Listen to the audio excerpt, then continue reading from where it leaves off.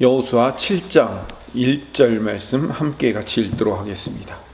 이스라엘 자손들이 온전히 바친 물건으로 말미암아 범죄하였으니 이는 유다 지파 세라의 증손 삽디의 손자 갈미의 아들 아간이 온전히 바친 물건을 가졌음이라.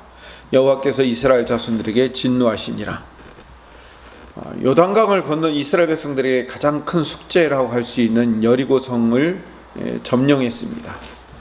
이 여리고성이라는 숙제를 풀 수 있었던 가장 중요하고 유일한 방법은 이스라엘이 하나님 편에 서 있다는 이 주권의 문제에 대한 정립입니다. 하나님 앞에 주권을 드린다는 것은 결국 순종과도 관련이 되어 있습니다. 그래서 요단강을 건널 때도, 할례를 받을 때도, 유월절을 지킬 때도, 그리고 여호수아가 그 발에 신을 벗는 사건에서도 늘 순종을 통하여서 하나님 앞에 이스라엘 백성들이 주권을 드리는 것을 요구받고 또 그것을 통해서 승리의 역사를 경험케 만드시는 겁니다.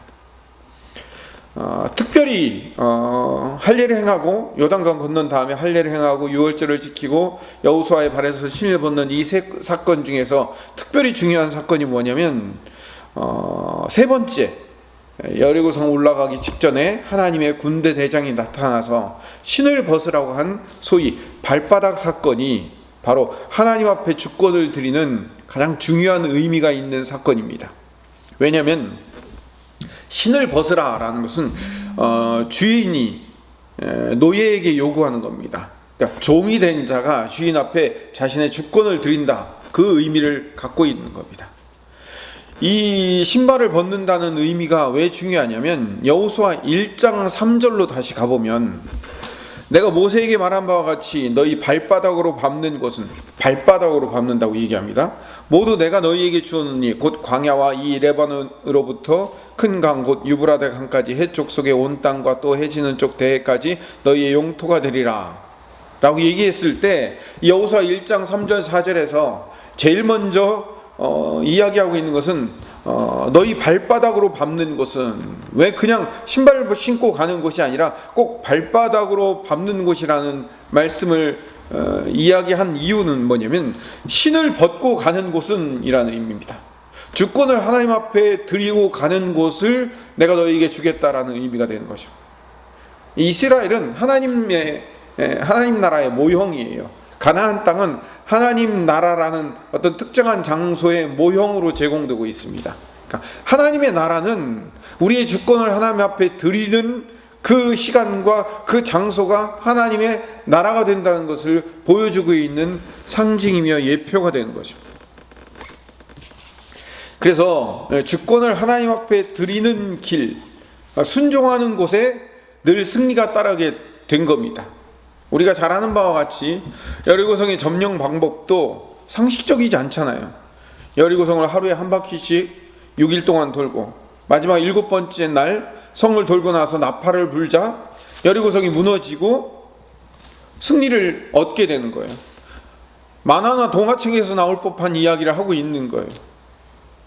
왜냐하면 발바닥 사건으로 돌아가서 주권이 누구에게 있는가를 확인했을 때 그 전쟁은 승리할 수밖에 없다라는 것을 보여주는 사건이기 때문에 그렇습니다. 그리고 이제 오늘 본문 7장 1절로 넘어가서 나오는 사건이 바로 아간과 아이성 사건입니다. 아이성 사건이 있기 전에, 아이성을 점령하러 가기 직전에 7장 1절에 아간이 하나님의 명령을 어기는, 그러니까 주권을 하나님 앞에 드리지 못하는 일이 일어나는 겁니다. 전에 6장 18절에서 21절 사이에 분명히 여리고성 안에 있는 모든 생명을 죽이고 모든 물건을 하나님 앞에 드려야 된다는 헤렘, 왜냐하면 그 여리고성은 가나안 땅의 첫 열매이기 때문에 첫 열매를 하나님 앞에 드려야 되는 주권의 문제, 순종의 문제에 대해서 이스라엘 백성들이 어기는 거예요. 아간이 어긴 거죠. 그래서 아이성 전투가 시작되기 전에 먼저 아간이 온전히 바친 물건, 헤렘이라고 하죠. 헤렘을 하나님 앞에 드려야 될 그 첫 열매를 자기가 가져갔다는 것, 그러니까 주권을 하나님 앞에 넘겨드리지 못했다는 것 때문에 결국 내일부터 이어질 2절부터 7장 2절부터 이어질 아이성의 실패 사건이 등장하게 되는 겁니다. 오늘 1절 본문을 통해서 우리가 깨닫는 바는 뭐냐면 하나님 앞에 주권을 들여 순종해야 될 사람은 여호수아 혼자가 아니에요. 이스라엘 전체입니다. 하나님 앞에 신을 벗어야 될 사람은 여호수아 혼자가 아니에요. 하나님이 여호와의 군대, 이스라엘의 군대 대장으로 오신 거예요. 그래서 모든 이스라엘 백성들이 주권을 하나님 앞에 드리고 그 신을 벗어 하나님 앞에 드려야 되는 겁니다. 여기서 아간의 한 사람의 범죄로 이스라엘 전체가 패배하게 되었다라고 얘기해요. 1절 후반절을 다시 봅시다. 아간 한 사람의 범죄이지만 여호와께서 이스라엘 자손들에게 진노하시니라. 이스라엘 자손 전체에게 진노하셨다고 얘기합니다. 한 사람의 범죄로 말미암아 아이성이 패배했다고 착각하면 안 돼요. 아간 한 사람에게 죄가 있다, 그 모든 죄의 원인이 아간에게만 있다라고 생각하면 안 돼요. 아간 한 사람만 무너진 것이 아니라 한 사람이 무너졌다는 것은 모두가 다 무너졌다는 것과 같은 의미로 해석할 수 있어요. 왜? 공동체이기 때문에. 공동체는 하나예요. 예수님이 머리이시고 우리가 몸의 지체가 되었다는 것은 예수님과 우리가 온 교회가 하나가 되었다는 얘기예요. 그렇기 때문에 한 지체는 그 한 지체로서의 역할만이 아니라 그 한 지체가 한 몸 전체를 대변할 수 있는 겁니다. 그래서 한 사람의 영향력이 중요한 거예요. 더 나아가서 한 사람의 범죄가 공동체 전체를 죄악으로 빠뜨릴 수 있어요.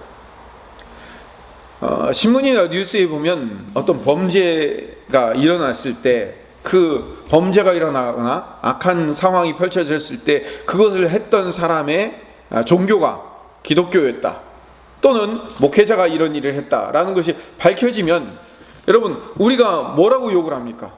그 사람이 참 예수 믿는데 그렇게 잘못했네, 이렇게 얘기합니까? 아니죠. 예수 믿는 것들은 다 똑같아, 기독교는 다 결국은 똑같아라고. 그 한 사람의 범죄가 뭐예요? 기독교 전체를 욕먹이잖아요. 그렇기 때문에 이건 하나의 공동체일 수밖에 없는 거죠. 실제로요, 한 사람 아담의 범죄가 인류 전체의 죄악을 빠뜨리게 되는 결과를 맞게 됩니다. 우리가 잘 아는 로마서 5장 12절에서 19절 말씀을 같이 읽어봅시다. 로마서 5장 12절에서 19절 말씀. 그러므로 한 사람으로 말미암아 죄가 세상에 들어오고 죄로 말미암아 사망이 들어왔나니 이와 같이 모든 사람이 죄를 지었으므로 사망이 모든 사람에게 이르렀느니라. 죄가 율법이 있기 전에도 세상에 있었으나 율법이 없을 때에는 죄를 죄로 여기지 아니하였느니라. 그러나 아담으로부터 모세까지 아담의 범죄와 같은 죄를 짓지 아니한 자들까지도 사망이 왕노릇하였나니 아담은 오실자의 모형이라. 그러나 이 은사는 그 범죄와 같지 아니하니 곧 한 사람의 범죄를 인하여 많은 사람이 죽었은즉 더욱 하나님의 은혜와 또한 한 사람 예수 그리스도의 은혜로 말미암은 선물은 많은 사람에게 넘쳤느니라. 또 이 선물은 범죄한 한 사람으로 말미암은 것과 같지 아니하니 심판은 한 사람으로 말미암아 정죄에 이르렀으나 은사는 많은 범죄로 말미암아 의롭다 하심의 이름이니라. 한 사람의 범죄로 말미암아 사망이 그 한 사람을 통하여 왕노릇하였은즉 더욱 은혜와 의의 선물을 넘치게 받는 자들은 한 분 예수 그리스도를 통하여 생명 안에서 왕노릇하리로다. 그런즉 한 범죄로 많은 사람이 정죄에 이른 것 같이 한 의로운 행위로 말미암아 많은 사람이 의롭다 하심을 받아 생명에 이르렀느니라. 한 사람이 순종하지 아니함으로 많은 사람이 죄인 된 것 같이 한 사람이 순종하심으로 많은 사람이 의인이 되리라. 로마서 5장 12절에서 19절의 말씀은 바로 한 사람의 영향력이 얼마나 큰가를 보여주고 있는 거예요. 아담 한 사람의 영향력이 온 인류 전체에 미치잖아요. 물론 예수님 한 분의 영향력이 온 인류의 구원으로 미친 것도 같은 이유가 되는 겁니다. 그리스도 한 사람의 영향력은 기독교 전체의 이미지를 좌우합니다. 성도 한 사람, 목사 한 사람의 영향력은 엄청나요. 방금도 말씀드렸지만 그가 죄를 지었을 때 그 영향력은요, 온 기독교 전체를 싸잡아 욕먹게 하는 일이 되는 겁니다. 그래서 우리는 좌우 정파든 지역사이든 나이든 어떤 구분과도 상관없이 우리가 그리스도 예수를 나의 구주로 영접하는 그리스도인이라는 공동체에 속해 있다는 것, 교회에 속해 있다는 것으로 우리 한 사람은요, 그 교회의 대표가 되는 겁니다. 한 사람의 영향력이 엄청나요. 마찬가지로 우리 한 사람의 인생에서도 하나의 작은 생각, 하나의 작은 범죄가 그 사람의 인생 전체를 멸망과 죄악에 빠뜨릴 수 있고 그 사람의 인생 전체를 좋은 방향으로 바꿀 수도 있는 거예요. 작은 일이지만 그 작은 일이 큰 영향력을 미치는 통로가 되는 거죠. 나 한 사람이 교회 공동체 안에서 순결을 지키고 영적 순결을 지키고 경건과 거룩을 지키기 위해서 수고하는 것, 이 중요한 겁니다. 왜냐하면 내가 바로 교회의 얼굴이기 때문에 그래요. 교회의 얼굴은 각 교단의 총회장님이 교회의 얼굴이고 뉴스나 아니면 방송이나 유튜브에 있는 훌륭한 설교 잘하는 목사님들이 기독교의 얼굴이 아닙니다. 기독교의 얼굴은 나예요. 우리 자신 모두 한 사람 한 사람이 우리 모두가 다 기독교의 얼굴이고 예수 그리스도의 얼굴이 되는 겁니다. 우리가 빛과 소금의 역할을 감당하는 그리스도의 편지요 그리스도의 향기가 되는 겁니다. 그래서 우리는 나 하나쯤이야 라는 생각을 가질 수 없어요. 오히려 나 하나만이라도 라는 그 영향력의 파급 효과를 우리는 분명히 인식해야 됩니다. 몇십 년 전 얘기죠. 제가 중학교 1, 2학년 때 제 고향 남대전 교회에서 부흥회를 열었습니다. 그 부흥 강사님이 하셨던 이야기가 지금도 기억이 납니다. 1960년대 말 70년대 초반에는요 성도들이 헌금을 내기가 그렇게 쉽지 않은 사회였어요.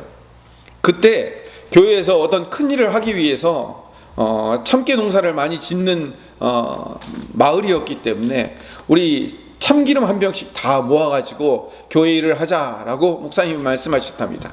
그래서 어느 날 참기름을 다 모으기로 했습니다. 근데 각 가정에서 참기름을 모으기로 했는데 한 가정에서 나는 식용유를 넣어도 콩기름을 넣어도 아무런 그 참기름에 차이가 없을 거야. 모두가 다 참기름을 넣으니까 라는 생각에 모든 교인들이 다 참기름을 넣는다고 해놓고 콩기름을 넣은 거예요. 그래서 나중에 목사님이 뚜껑을 열어보니까 그 안에는 참기름이 들어있지 않고 전부 다 식용유를 모아놨다라는 그런 전설적인 이야기를 들은 적이 있습니다. 나 하나쯤이야 라는 생각이 기독교를 망치게 되는 겁니다. 내가 기독교의 얼굴이고요, 내가 교회의 얼굴이고 내가 예수 그리스도의 얼굴이라는 사실을 알아야 됩니다. 아간 한 사람이 바로 이스라엘의 얼굴이었어요. 우리는 이 사실을 깨닫고 한 사람의 영향력이 얼마나 중요한지를 깨닫고 내가 그 교회의 얼굴이 되는 사람으로서 살아가게 해 주시옵소서라고 기도하시는 이 아침 되시기를 간절히 소망합니다.